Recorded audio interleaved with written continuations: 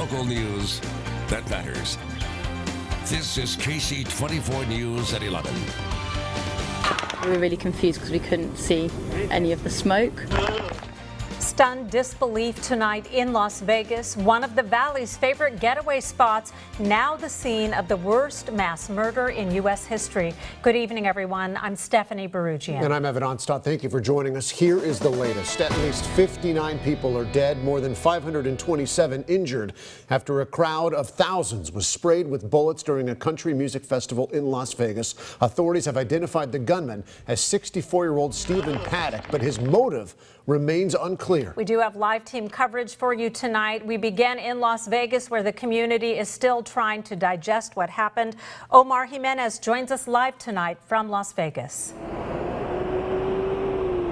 National and international landmarks going dark as a show of respect for the victims in the deadliest mass shooting in U.S. modern history. Here in Las Vegas and throughout the region, we've seen vigils, community members coming together, not just to come to grips with what happened 24 hours ago now, but to find ways to move forward.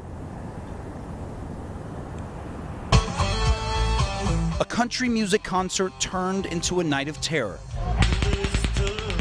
Bullets rained down from the 32nd floor of the Mandalay Bay Resort onto a crowd of about 22,000 people. We're like, okay, get in a corner, get safe. And as we get into this bathroom, there's a girl who was just shot in the head. Dozens died, including Jenny Parks, a mother of two who was a California kindergarten teacher. Sonny Melton, a registered nurse from Tennessee, died protecting his wife. Also killed, Rachel Parker, a records technician for a California police department. She was a true professional and just a truly nice person. The gunman killed himself. He was a retired accountant who, according to his brother, wasn't violent. He was a wealthy guy, and he liked to play video poker. He went on cruises. The gunman's father was a convicted bank robber and at one point spent time on the FBI's most wanted list. But the shooter wasn't known to law enforcement. Investigators say he had weapons stashed in his hotel room and his house. Now, police are trying to determine why the gunman went on a murderous rampage. It was an act of pure evil.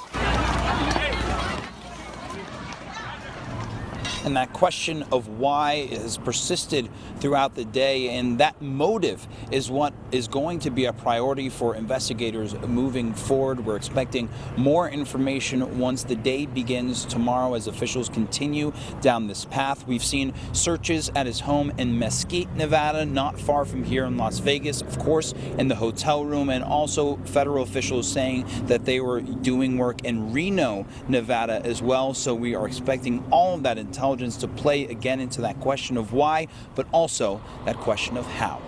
Reporting live in Las Vegas, I'm Omar Jimenez. And tonight, a 23-year-old girl from Sanger is recovering after being shot last night. Jessica Milam was shot in the stomach in the first wave of bullets. Her dad says complete strangers acted quickly to save her life. Milam is being nursed back to health with her parents by her side, now in Vegas, but she's said to be in a lot of pain. The bullet that hit her stomach also hit her liver, but doctors were able to repair it. Doctors will be keeping a close eye on her. And in the South Valley, a 20-year-old girl is among those who died. Bailey Schweitzer of Bakersfield was at the music festival with her mother. Schweitzer graduated from Centennial High School and helped run her family's business, the Bakersfield Speedway. A family friend who watched her grow up said she had a heart for people. And we've heard dozens of Valley residents who were at the Route 91 Harvest Festival this weekend. Many of them, of course, fleeing Las Vegas just as soon as they could. Our Danny Freeman from her sister station in Bakersfield was in Las Vegas all day today, and he joins us there live tonight. And Danny, from what we're hearing, Vegas just feeling a little different today. That's absolutely right, Evan. We're standing here at Las Vegas Boulevard. It's still eerily quiet, as it has been all day today in the aftermath of those horrific shootings last night. You can see over my shoulder, officers have been monitoring the scene very carefully. We've actually seen cars coming in to tow other cars that have been inside of this crime scene. And of course, this is the spot where just over 24 hours ago, we heard gunfire, something that members of the Central Valley who were here last night will not soon forget. The sounds of the gunshots, I could still hear them. The telltale sign was a purple wristband. for 3-day general admission to the Route 91 Harvest Festival, tightened around dozens of wrists of people who sped from Las Vegas west on I-15. A stunned look in many heading back to Kern and Bakersfield, fleeing the chaos caused by a man in these holes in Las Vegas's Mandalay Bay, escaping the Strip, parts of it a crime scene. Eric Perkins and his wife Cindy Perkins, born and raised in Bakersfield, were at the concert when the shots rang out. Mass chaos. I mean, you had people screaming, crying. It was, I'm sitting there and I just watched the guy just drop. Perkins grabbed his wife and the two took shelter under a bar table. And I saw that, there was the guy laying there bleeding. And, there was another person already helping him. And I told him, I said, let's not leave. What if we get shot when we stand up? And he said, we've got to get out now. He said, otherwise you just sit here and you take the risk of being shot again. The pair escaped, but the memory haunts them. To see a gentleman go down, 5 feet from you, you give grace to God that he had a hand on that bullet. It wasn't my time, but it was somebody else's, and just the mass people that are down, it's hard. It's hard to see that, and you ask yourself why. Cindy Campbell lives in Las Vegas but has a cabin in Kern County. Campbell and her friends walked to the Mandalay Bay area to drop flowers, snacks, and water to first responders and those in need to spread kindness among the madness. We all need to get together, and there's nice people out there, and in a time of crisis, that we all need to come together and be a community. For Cindy Perkins, all she wants is to hug her children tonight. Yeah. Yes. Yeah, that's what we're looking forward to, is getting home to them. For sure, Dave. He said bruises, scrapes, they can all heal, but the lasting impact of this really, I think, will affect Vegas for a long time. Now, it's hard not to stare up at the beautiful Mandalay Bay at the southern end of the Las Vegas Strip, but that is where that man perched and shot upon an unsuspecting crowd. A tragedy that, while hundreds of miles away from Fresno in the Central Valley, is still very close in our hearts. Live from Las Vegas, Danny Freeman, KSEE 24, local news that matters. Danny, thanks so much. In the North Valley now, an Atwater couple who survived the Vegas shooting is now home recovering from that trauma. Rich and Lisa Howard escaped the shower of gunfire as they fled the music festival. KSEE 24's Justin Lum spoke to the Howards. And Justin, how are they doing tonight? Stephanie, they still have their concert wristbands on. It's only been 24 hours since the couple survived what's being called a massacre. And they may only be alive because Rich Howard has been trained for situations like this. Hands of a husband and wife linked tightly with two purple wristbands, reminders of how they almost lost each other. On Sunday night, Jason Aldean's voice was followed by popping sounds. I looked to the right, which is where Mandalay Bay is from where we were standing, and I saw muzzle flashes coming from the window. Rich Howard says he knew an active shooter opened fire from up above.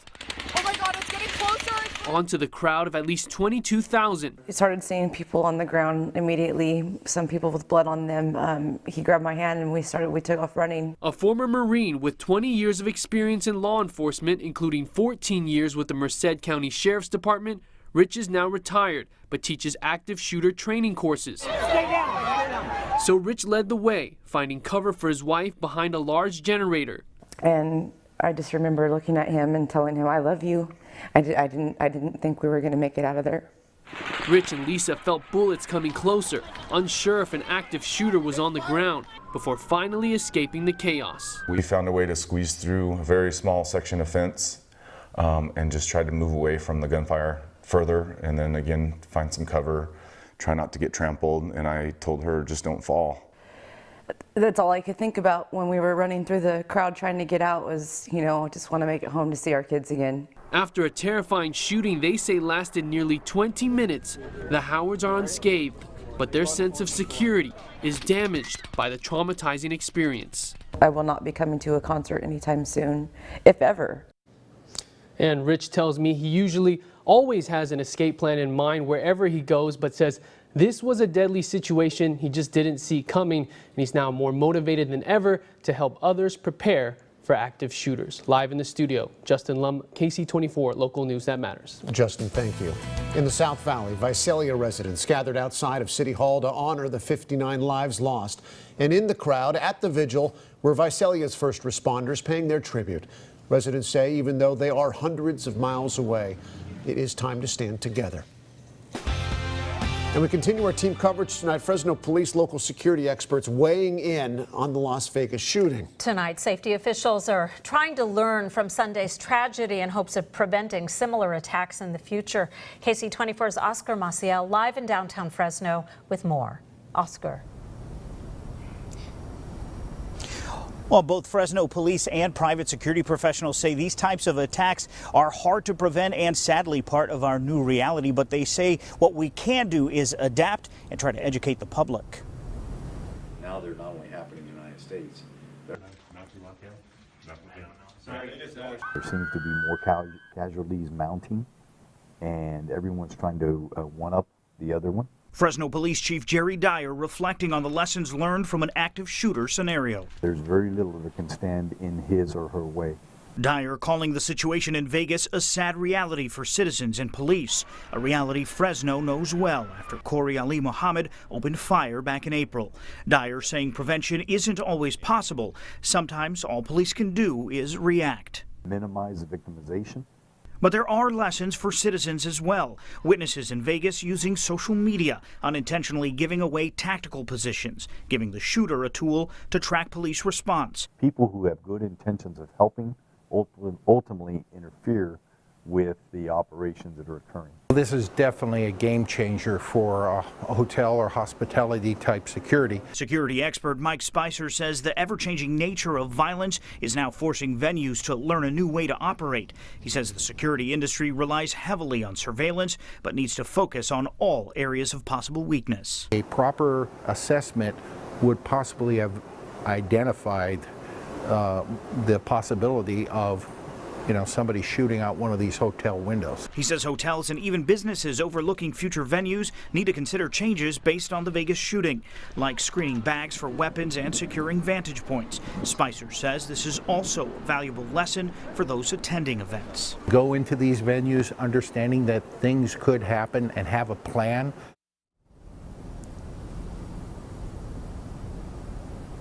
Well, both men say that these types of attacks are changing so much it's hard to stay ahead of them, but Spicer says active shooter training is highly recommended. Live in downtown Fresno, Oscar Maciel, KSEE 24, local news that matters. Oscar, thank you so much. And make sure you stay with KSEE 24 for continuing coverage of this mass shooting.